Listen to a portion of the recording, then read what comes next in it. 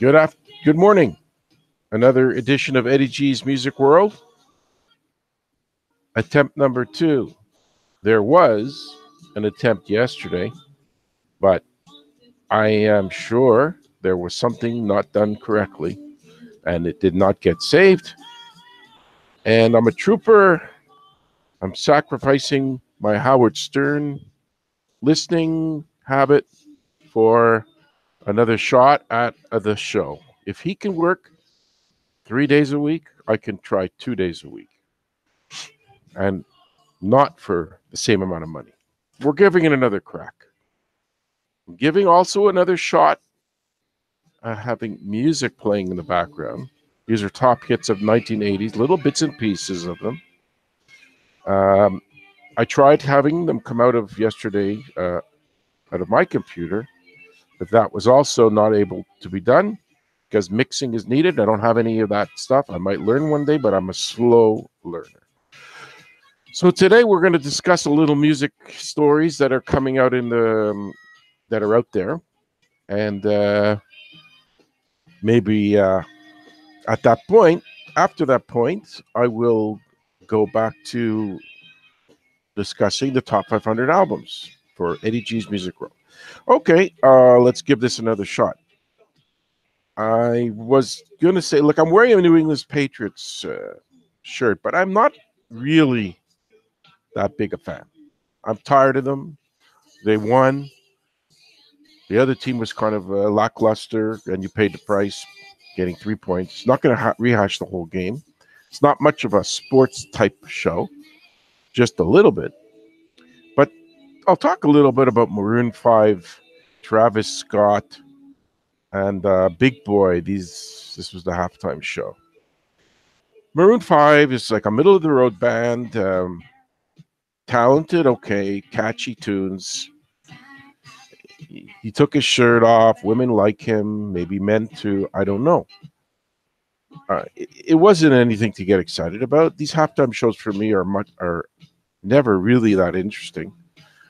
Even when it's a hard rock band like The Who, there were sound issues, and the whole thing is kind of a rush job. I mean, you have to get off the stage set up and sent out like a pizza delivery. They throw together a bunch of stuff like 2-3 songs by a band, then they throw in another couple of guys, then they pull them off, then they mix them together with the headlining band.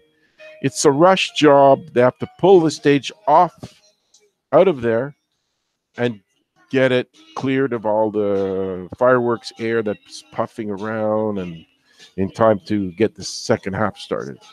But I mean, what's the point of the whole thing? I mean, it's okay. It doesn't bother me that much. But this Adam Levine, he took off his shirt. He's trying to act like a sex symbol. I guess to some he is. I don't know. But the point that I wanted to bring up is that Adam Levine made comments and that rock is dead, and the punk movement is kind of being replaced by like a form of hip hop, and the rock movement is kind of being taken over by other types of modern music, and that it's dead. And people got on like Sebastian Bach, criticized the performance at the Super Bowl, saying if that's what passes for great music, it wasn't really well done. And then, they're having a back and forth. Sebastian Bach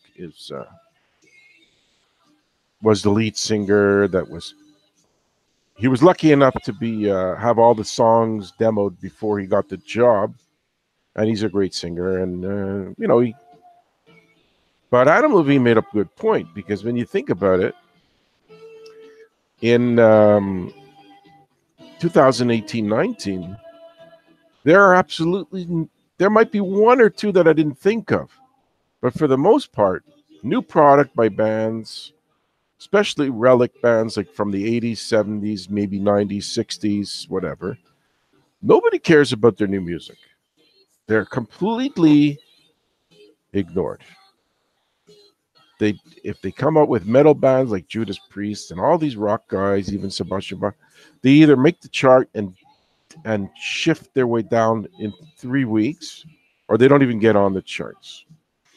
So he's kind of got a. I don't think that he's correct in saying that the punk today is similar to the rock from before. I mean, is been replaced by the rap or the hip hop.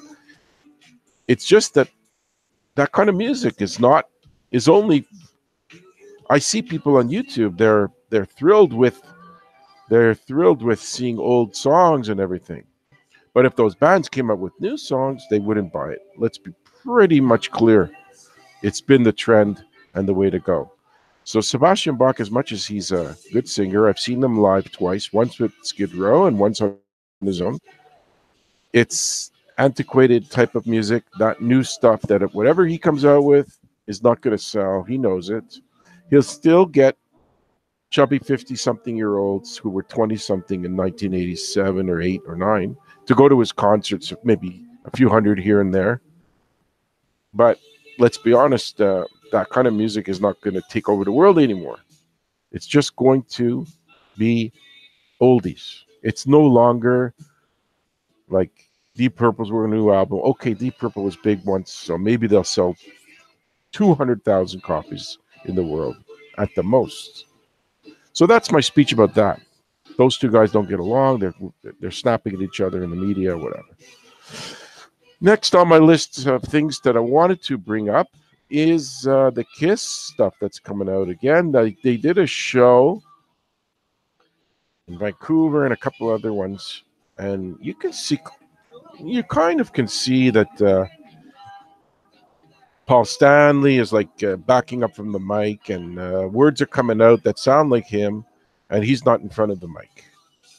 So you see that he can't come up with the notes as well as he used to.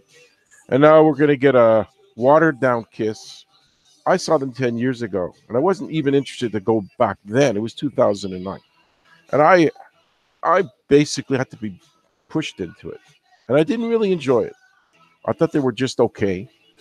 Their force wasn't around as much. You could see their faces behind the makeup. It was like a lackluster show. It was okay. It wasn't terrible. And I don't know why I felt inclined to throw them more money this time. But I'm throwing them another show. They're coming in March. I'm going to go. They're actually coming back in August again. But there's no way in hell I'm going to get that excited to pour my dwindling finances at this band twice. I have a friend, Danny, that is going to both shows. I mean, he lives for concert. He goes to 12, 13 a year. I used to go to 5 or 6 a year. I'm down to 2 or 3. And I might even go down to 1. Because I've got a couple of shows that I might want to go, and I don't want to go over the reasons I'm not sure I'm going to go. But I could just go to Kiss and close down the concerts for the year because I'm blowing money on things I shouldn't be spending. I'm like super fussy about mattresses, and every time I get one, I'm like mad at it, and I don't like the way it's not comfortable enough in certain set. When you turn one way, it's a little uncomfortable. They all seem to get me crazy. I'm sending them back to the store. It's like I'm spending money like on stupid stuff like that. So we hear in the background Chicago, a little piece. I'll say a bit about that. There's a Russian band that was discovered on YouTube that actually came and did shows in Chicago because somebody found them on YouTube. The Russian Chicago or something they're called. And they sound a bit like Chicago. Okay. In the background, you may or may not hear songs. At this point, I'm throwing in the towel with the music. If you can't hear it at all, I don't know if I'll ever bother with it again. Here, it's pretty much at the maximum. I have to make sure that I don't drown out my own talking. In case somebody really is listening, I want to be sure that they can hear me if they want to. Okay, we are kind of done with the talk about things I wanted to discuss. Let's go back to the list that I did yesterday in complete silence because nobody heard it or will. Number 194 on the top 500 Rolling Stones albums is Transformer by Lou Reed. Kind of a Bowie collaboration, and he worked on the album. There was Mick Ronson playing on it. This is his only charted song, which is Walk on the Wild Side. And it's about drag queens and other like freaky stuff, which I remember being like 12 years old, and this kept coming on the radio, and I was like learning what the hell is he talking about. He was a she and all this stuff, but it was mostly bass in that song. And listen, the guy never really was a big massive star because his music was not very commercial. So this gave him a little bit of help in that department. Okay, what's next? These are interesting little bits of songs I'm listening to. Come On Eileen, Dexy's Midnight Runners, #1. Before that, Michael Jackson. Green Day's album, Dookie, was a huge album back in 94. They were a band that, was like a Ramones-ish style. Not style, but their situation was similar. Not a big, huge band in the early 90s, but they did something different that the Ramones didn't do until they were all dead. Is that they had massive commercial success, starting with this album. It might have been a bit successful before this album, Dookie, I don't know, but they had big songs like Basket Case and Longview. I don't know that one that much, but they wrote a play, American Idiot, and they cashed in. They became this commercial success, and they're still around. They have a thing where they pull audience members on the stage and give some kid a chance to sing with them. So, and Billy Joe Armstrong is known for his drinking past and his drug problems. I'm not sure if he's over them or not. Number 192 on the Rolling Stone Top 500 is the Flying Burrito Brothers. Their album that we're discussing here is The Gilded Palace of Sin. It's one of these guys, Graham Parsons, Chris Hillman. Graham Parsons was famous for not being a big star, but everybody gushed over him. Like one of the Buckley family, the father and son Buckley there. I don't remember what their first names were. They were not guys that were rock stars that they walked around with millions of dollars and women throwing themselves at them probably. But they got a lot of praise. So there's that. I did hear a couple of their songs once, but I can't remember them that clearly. Here's another guy that is in this band at 191. The Stooges, and the album was Funhouse.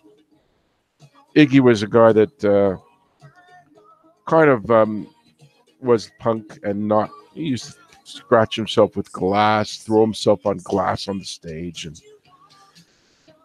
and he had this Lust for Life song later on after the Stooges. It made him a lot of money because he did commercials, and then Lust for Life, and then there was Candy. He did his own version of Candy. Was a bit of the song. So he wasn't a total obscure guy. Stooges, they toured a lot. There were brothers in that band. I don't know what happened to that band. I don't think it's around. I don't think Iggy's doing a lot lately. He's probably in his early 70s by now. But this was a big critical garage style punkish type of output. Okay, we're going to go to Elvis Presley now at number 190, and his album was From Elvis in Memphis. Kind of an interesting thing with how his daughter, his only daughter apparently, unless there's another one, has been crying that it's in the news that she's broke. She had some bad divorce situations, bills to pay, was married to Nicolas Cage, Michael Jackson, plus 2 other ones, I think. And I think all these guys took her down except for the famous ones. And it cost her a lot of money. And this is a live album and very well liked. I don't know I haven't heard this particular album that much, but I know In the Ghetto is on it, written by, I believe it's Mac Davis, actually. Quicksilver Messenger Service next at 189 on Billboard, on Rolling Stone's top 500 albums. Happy Trails, they were a San Francisco band. Kind of, I don't know how to classify them. They had a bit of a hippie type of style, but good, well done songs. Psychedelic, but Fresh Air was one of their best known songs. Never a huge band. They were around a few years, and I'd be shocked if they're still together after 50 years. The next band didn't last long, but that's because they went on to have members leave them and form another band, and it's Buffalo Springfield. Buffalo Springfield again. Folky rock. Stephen Stills was in this. Richie Furay, Neil Young. Not sure if Crosby was in this or not, but easy to find. Mr. Soul was on this album. I'm pretty sure. I know Neil Young redid it on one of his solo records as well. Not sure if he wrote it by himself or with other people or not, but it became a song connected to Neil Young for that reason, for at least that reason and maybe other reasons. They're playing a lot of Prince on this medley. Let's turn it up a bit. Take a chance. Worst case scenario, you'll listen to loud music or you won't. Number 187, Peter Gabriel with the album So. Shock the Monkey was on here. Sledgehammer, A Big Breakthrough. Big Time, In Your Eyes, Don't Give Up. So this was his really big album for the American market. Remember, Peter Gabriel didn't make money with Genesis. He had some festival that lost a lot of money, the WOMAD festival. He had to be bailed out by the other members of Genesis. They did a concert and helped him out financially, threw him some money because he was no longer in Genesis, of course. Because I think he used his personal money to do this festival, and it didn't work out too well. And look, he's been around 50 years. He was a teenager in Genesis in 1968 or so when they were starting out. A lot of good commercial songs on here. Still kept his, kept himself like in the non-commercial category because he wasn't like a real teen idol type of guy. He was 30-something at this point. But he was big. This was big. Okay, let's see what's next. 186 on the Rolling Stone Top 500. Sly and the Family Stone, Fresh. Okay, I mean, listen, the guy was massive. Maybe this one wasn't full of the big hits because I see the couple of songs that are mentioned in association with this output. They weren't the ones that I know, and I know about 8 or 9 of his songs. Famously known lately for having major fights financially with record companies, suing, not settling, living in a bus.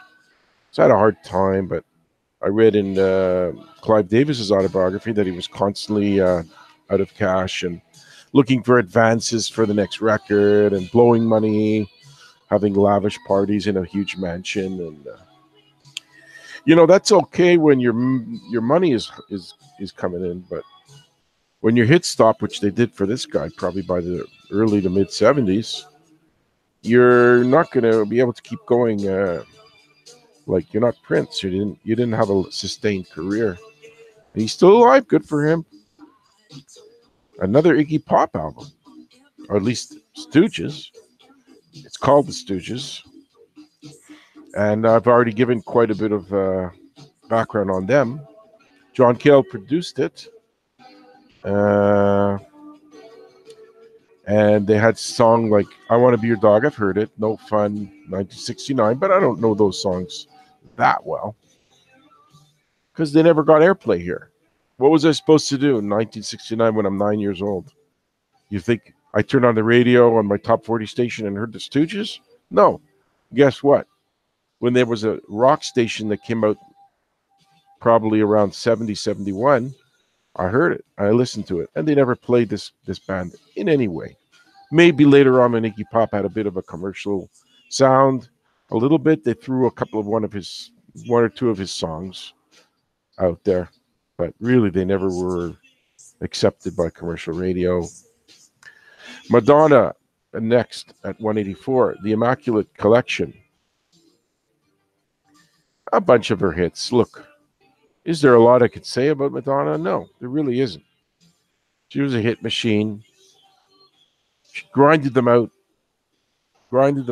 big time. Good for her.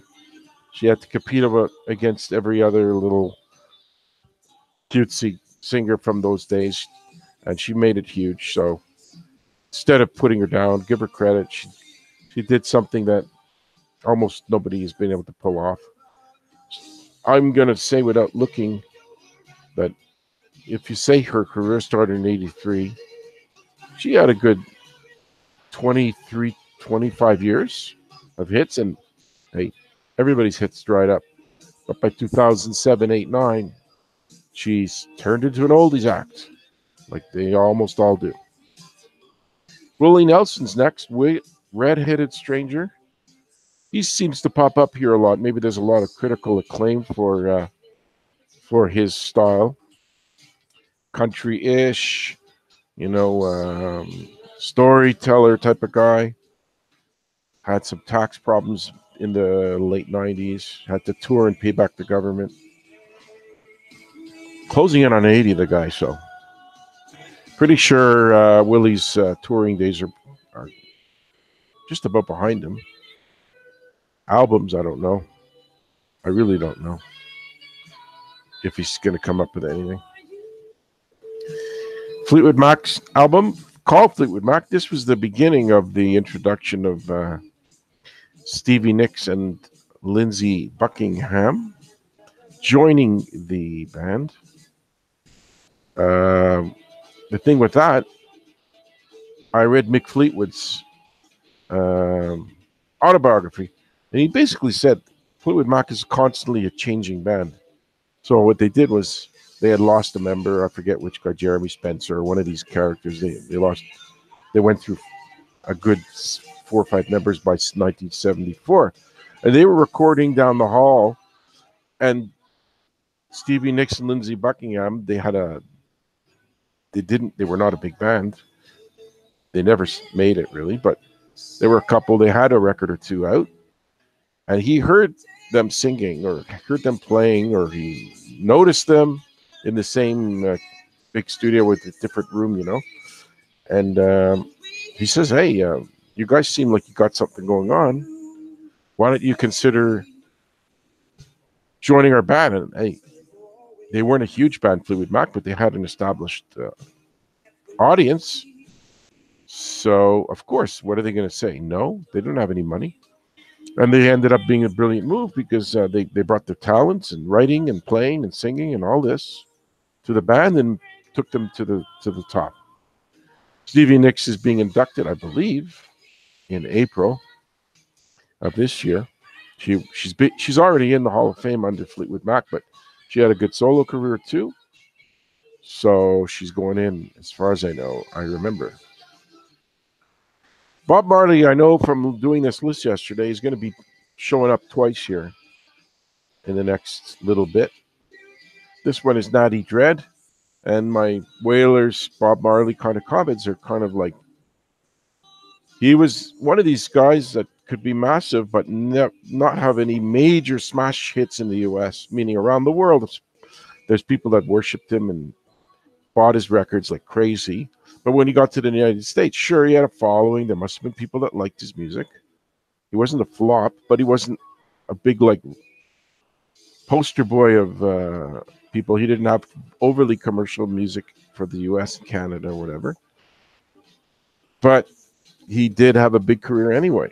He definitely came to my town, Montreal, and I think he's done like an arena type of thing. So somehow he did it, being on the fringes of the real big success. Songs like No Woman, No Cry were on this album, and Lively Up Yourself. So there was crossover into the more popular songs. Let's see what's next.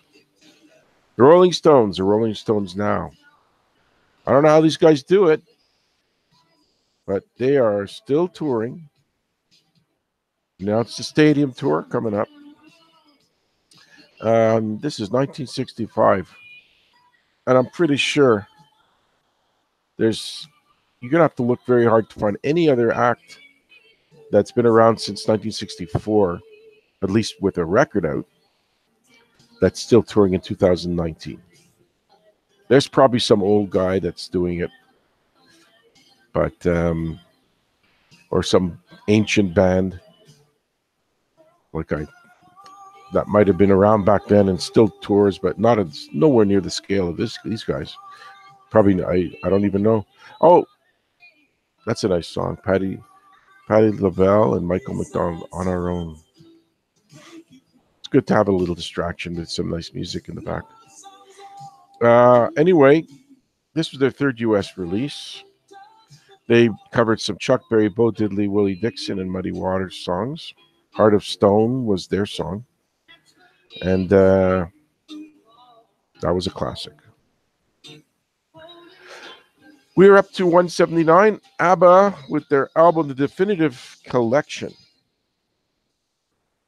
Hit Machine churned them out, breakup of the band because they were married to each other. And then I've heard some story that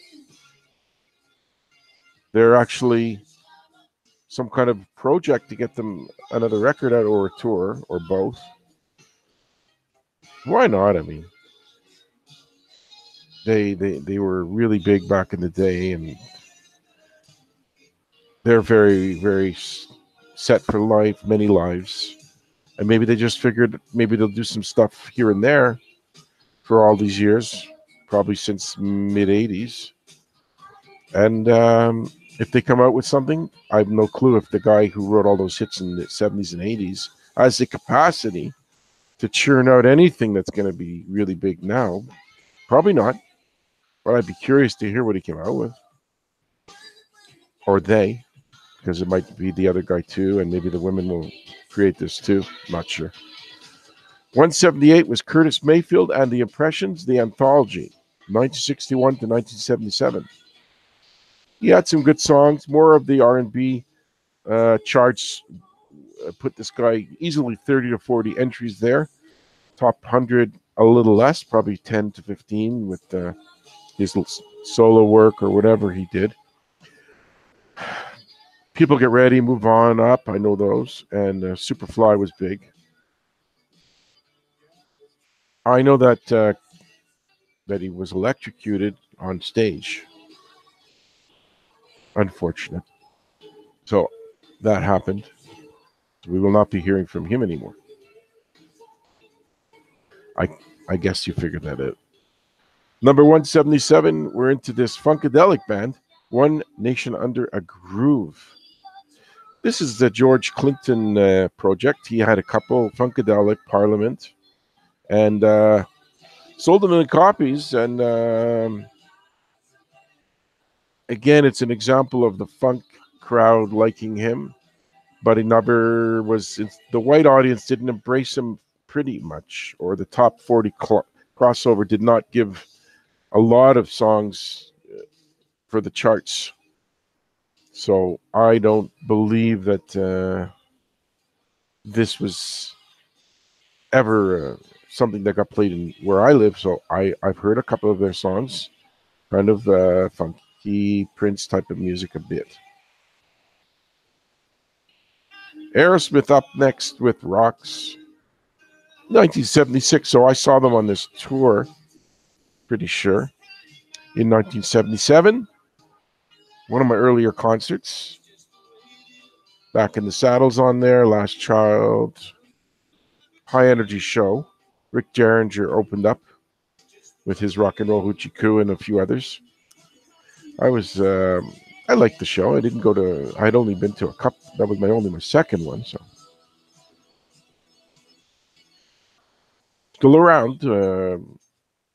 I think they started 1970, and the only changes they had were, if I'm correct, Steve Tyler came in and out once. Somebody else sang. I forget his name. And Joe Perry had his project, and he ducked out for a bit, and somebody else took his place for a bit. But then they all reformed. So I mean, it was all like the originals back together. So it counts as being. If you look at the from 1970 and forget the fact that people came and went a couple of times, and it's 2019, I'm going to guess ZZ Top and them are tied probably for the band that stayed together, and the original members are still there for the longest time. Because it was both around 1970, and I don't think ZZ Top ever changed anyone. Unbelievable. We're looking at another album next. Carpenters, Close to You. They were underrated duo, really good songs. Production often by Richard Carpenter, arranged by Richard Carpenter a lot of times too. Karen, of course, with the great voice, the drumming, well known for her stage fright and untimely passing, of course. But they had nice songs. I mean, there's a lot of people that say, it's hard to like heavy metal and this kind of stuff too. But it's only hard for some people. But for me, it's not. I like these guys, this brother and sister. They had really pretty songs and really good singing, arranging, producing. It was extremely a good hit machine. And if not for the fact that she passed many years ago, may have come up with more songs. Although by the 80s, I think they were just about done anyway. So Bob Dylan, Desire, next on at number 174. There's a song called Hot Sarah on here for his then wife, or talking about his crumbling marriage to her. And Hurricane, which is about Hurricane Carter, the boxer that spent time in prison and got accused of a robbery. And I know it was a robbery. It could have been a murder too. But he was later found innocent, and you could see that movie with Denzel Washington. And that song was a good example of when Bob Dylan had a little bit of commercial, like top 40 crossover. He sang decently on it, a bit of a snarl in his voice. And I really like that song. I don't often like Bob Dylan, so that was a big hit then, and it was catchy too. So most of his stuff, it's not fair to say they're not catchy, but they're not supposed to be. They're just thinking man's, music, poems type of thing. Up next is Todd Rundgren with Something Anything, 1972. A bit of a story when Mark David Chapman killed John Lennon. Back in the hotel room, he had a few other albums with him because he had come from Hawaii. One of them was a Todd Rundgren album. So I don't know if that means he was next on the list, or maybe he just liked Todd Rundgren and wasn't going to kill him. I don't know. And that might account for the fact that Todd Rundgren looked a little jumpy when I met him after one of his concerts and talked to him for like 23 seconds. Maybe he was just not in the mood to get bothered by fans, and he was quick to get off that street he was on, waiting for his little van to jet him away to his hotel. And of course, I bitched about this once before, how I didn't really care for the fact he didn't play Hello, It's Me. It's his biggest song, but maybe he's figured, I don't want to be, the guy that plays the only couple of hits that I had. And he was also came out with a statement because he was on the list to be nominated for the Rock and Roll Hall of Fame for this year. He didn't get in, but he said in a statement, if I am put in, I will not show up and not accept. So he doesn't want anything to do with them. Kind of a farce, the Rock and Roll Hall of Fame. Anyway, to be honest, it's what's rock, what's roll. I mean, dance, hip hop's getting in, jazz, which is fine. Just call it the Pop Music Hall of Fame, and you cover everywhere, or the Music Hall of Fame, not pop music, because then it means you have to have a big hit, and you really shouldn't. You have to be just a type of song or album that somebody likes, that those electing people like. And if enough of them like the music, whether doesn't matter what type of music, put them in. Rod Stewart is next, 172. Every picture tells a story. It was an album that I listened to a bit because my sister had it. On it was Mandolin Wind and Maggie May. And also on it, I'm pretty sure, was Ron Wood, who played with the Faces and Rod Stewart for a bit until he got the call by the 75, 76, 77 to replace Mick Taylor in the Rolling Stones. And, Ron Wood has been gainfully employed in that band since those days. That's 44 years. Wow. And he has a side project, Barbarians or something, New Barbarians. I once saw a story about him wherein they went to his house and they showed all the guitars that he had. Close to 100, I'm sure. I'm glad for the guy because solo-wise, he never was a standout guy. Didn't really have a breakthrough album on his own. But, made a good salary with Rod Stewart, I hope. And the Rolling Stones, whenever there's an album that comes out, he's part of that. He gets paid. But pretty sure his paycheck, it's a lot less than Mick Jagger and Keith Richards. Pretty sure. It's probably down the road financially, probably around the Charlie Watts level of money. But it looks like he's doing okay. He's an older man. He's got a young wife in the mid to late 20s, which when you're in the late 60s, it's, I'm not going to say more than that. Let's put it that way. The Byrds again, the Notorious Byrd Brothers, number 171. In the album cover, they show a horse that's supposed to be in the place of where David Crosby would have been because he had just been fired before that album came out or before it was made even. But this is the era of the Byrds. Like, I know them as two types of bands, the 65, 66 era where they had all those Turn, Turn, Turn and 8 Miles High. And then they had a country folk style that was a little later on. So I know the top 40 Byrds more than I do the version that was more experimental country style. And I know Roger McGuinn still around. Not sure if he's out in the road or come out with records, but still around. You rarely hear much about him, but once in a blue moon. The Who live at Leeds at number 170. This one was a big deal. Everybody raved about it. I have heard parts of it. I don't go out seeking it, listening a lot, but Summertime Blues is on here. And the Who manages to be still in the public, like they're still out there. They're touring with an orchestra, and what's even more interesting to me, a little bit interesting at least, is this TV show called The Masked Singer, where they have these comedians, actors, sings, and some singers, I think, sing songs, and you have to guess who they are because it's their mask. They have like a deer head on them, and they dress up like puppies and all kinds of kind of stupid costumes.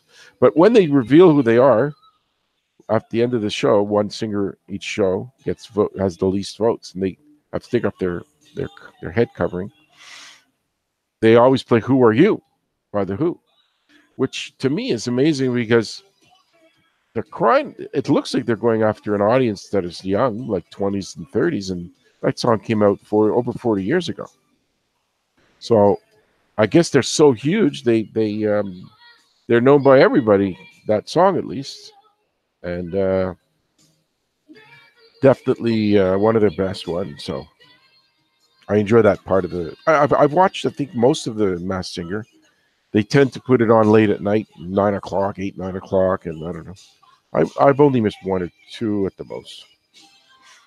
Bob Marley is up again, and the Wailers. Don't forget the Wailers. Exodus is the album. Made in Jamaica. Wow, big surprise that a reggae act is made in Jamaica. He's from there. Oh, it says that he took a bullet. Somebody tried to kill him back then. I didn't really know. Then he went to London. Maybe he was trying to. He was a target back in Jamaica. I don't know. Jamming was on this Three Little Birds, and I guess you learn something new every day while checking into these bands, find out things, look up things, whatever. Seems to be a lot of George Michael on this music I'm listening to in the background, which you might be able to hear it too. My Aim is True by Elvis Costello at number 168. Again, kind of like a guy that back then they were like on the edge of really big stardom. Watching the Detectives was played a lot on my FM station because they kind of went from punk. They were a punk / rock band, and it's all about demographics with these radio stations. They always want to make sure they don't get too punky because then they'll scare away the rock people. But then they want to play the rock and maybe seem edgy, so they'll play a guy like Costello because he's got an edge to his music back then because he hadn't gone off two other directions, which he's done in his career. Allison was out. It was on this album. My Aim is True. That's where he says My Aim is True in it. That was pretty big too. Metallica's next, Master of Puppets.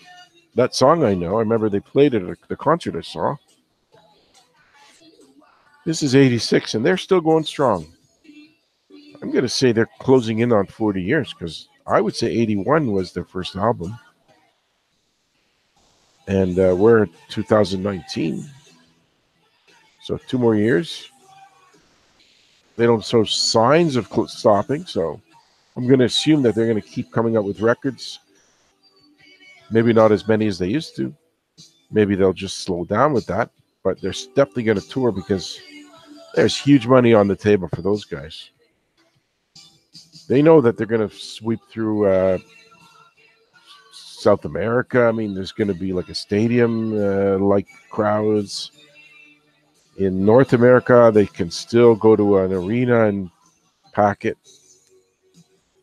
And they're not so old that they're going to be like losing their touch, you know. They have a bass player that's probably mid-40s, and the rest of the band is probably has to be my age. I mean, if they came around in 1981, they were about 21, which so was I. So you got to think Lars Ulrich, James Hetfield, and the other Kirk Hammett. Wow, my senior moment didn't stop me from remembering all 3 names. You got to figure they got to be in their late 50s, mid to late. I mean, were they 19 when that first album came out? I don't really know, but we'll see. Hopefully, I'll keep doing the show, and if they're around in 2021, then I'll mention it. Another Elvis Costello and the Attractions album, Imperial Bedroom. Now, I don't know if this is the one where Paul McCartney wrote a song for him, and then he wrote a song for McCartney, or there was one album where that happened. Because Elvis Costello was churning out albums. Like he's a very,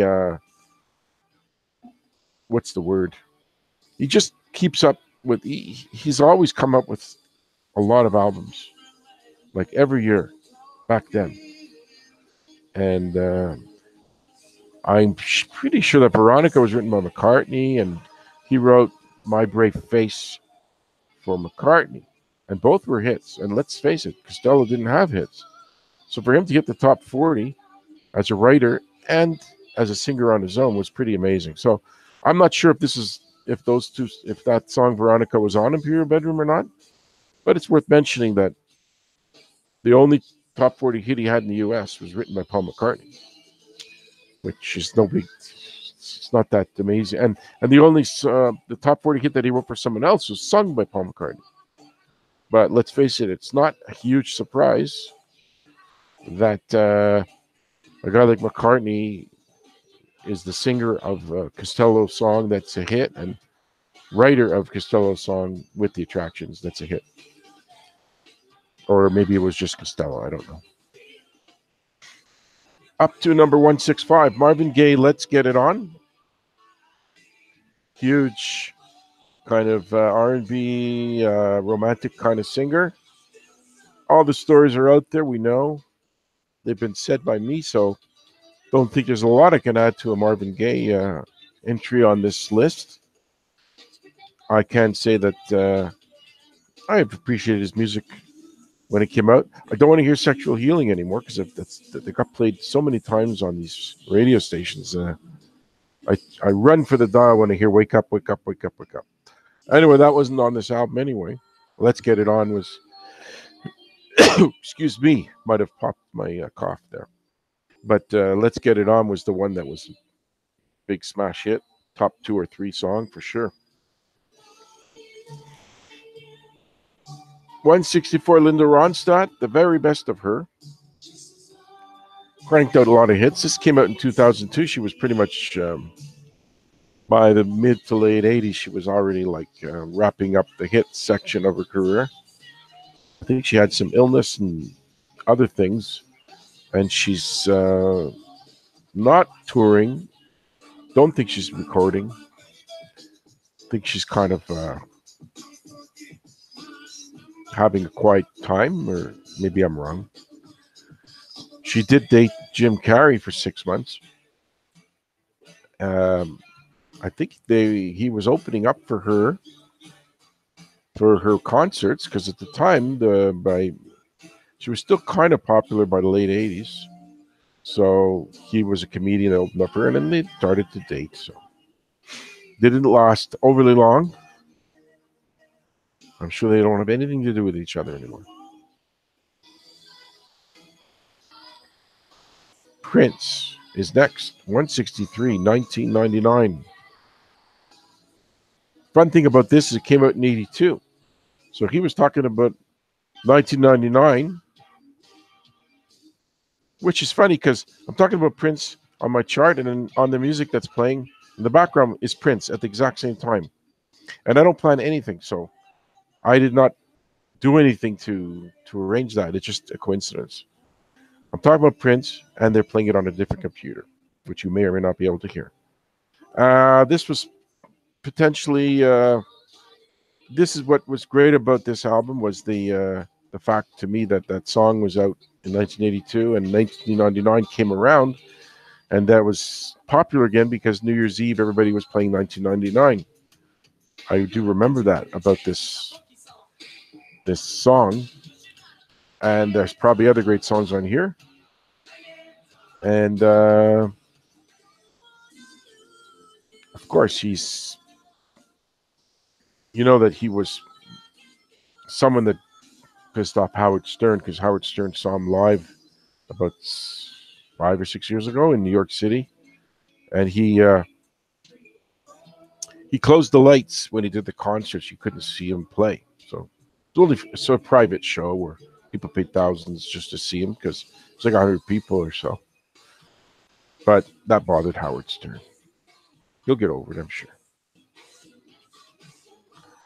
Radiohead is next, and I'll bring up my story. OK Computer was the album at number 162.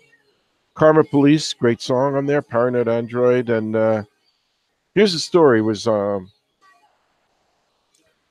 Canadian TV, I think last weekend. The story was about a roadie that did the drum setup, and there's a drum tech that set up the drums for the concerts, was doing so in Toronto, and he was on the stage while he was hitting the drums to make sure the sound was right, and the stage collapsed around him, crushed the poor guy, and the court case dragged out for years. Very slow. It was held in Canada, and then the people who were responsible for the stage, who didn't obviously try to kill the guy, they didn't get punished in any way, and I don't think civilly there was money made by the family of this guy that died. But I do know the drummer had a soft spot a soft spot in his heart for the family of this guy that died, because he might have been sitting in the chair drumming and practicing while the stage claps around him. So I can't say that the guy helped out the family financially or not, but he did visit them. And maybe he seemed very sad for the family. And that's the story. It's too bad. I mean, guy loved music, this roadie, and devoted himself to being a tour guy with Radiohead, and ended up dying through just error. I know Radiohead is considered this cool. I don't like the word cool. This loved band, and every year they come to Montreal, every year or two, and it's always an outdoor concert. And it's one of these general admission outdoor in the Place de Nation or wherever it is, festival type of stuff. It's one of these alternative festivals. And I'm sorry, guys, I'm not that big a fan anyway. But when you tack on sitting outside and being crushed by other sweaty fans, I'm done. I can't do it anymore. So my shows are almost at the end anyway. So I don't think I'll ever see them. Otis Redding album is next, number 161. The Dock of the Bay is the album. And of course, it was a the song Dock of the Bay came out after he died in the plane. So it's posthumous. Kind of like Janis Joplin had a posthumous hit with Me and Bobby McGee. And look, Otis got a lot of cred. Everybody raved about him. He did Monterey Pop Festival. 27, he had a wife and kids, I think.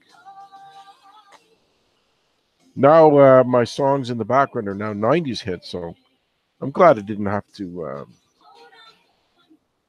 queue anything up or look for another bunch of songs. This will just fade out. And now we hear Roxette playing. Okay. Excuse me. 160 is T-Rex and their album Electric Warrior. T-Rex was Mark Bolan, more or less. I don't know. There must have been other guys on the records. But he was the guy that sang, and like I said, big in England, huge, a lot of fervor, influential, glam style. The Sweet probably, were a bit influenced by him, or at least the same time as him. Bowie, all these guys they love this kind of music. I know Get Bang a Gong, but there are other songs that he's known for. But he died in a car crash. So, never became, didn't sustain a career. I mean, if you die within a few years of starting your career, and like I said, you don't have a lot of crossover. There's not a lot of songs I know by the guy. I knew another one or two from him. Kiss Alive. Well, I gave my Kiss story, so I'm not going to repeat that. This is at number 159, and maybe I'll have a review for you after I see them in the 19th of March. And I've done an amazing thing. I get so many doctors and dentists garbage that I have to deal with. I scheduled my filling that I have to do, of course, because what else? My teeth are getting up there in age, and old cavities are having problems, or they're old fillings, I mean. Of course, they got to redo the filling. What else is new? So I rescheduled it for the 19th. So what I'm going to do is I'm going to go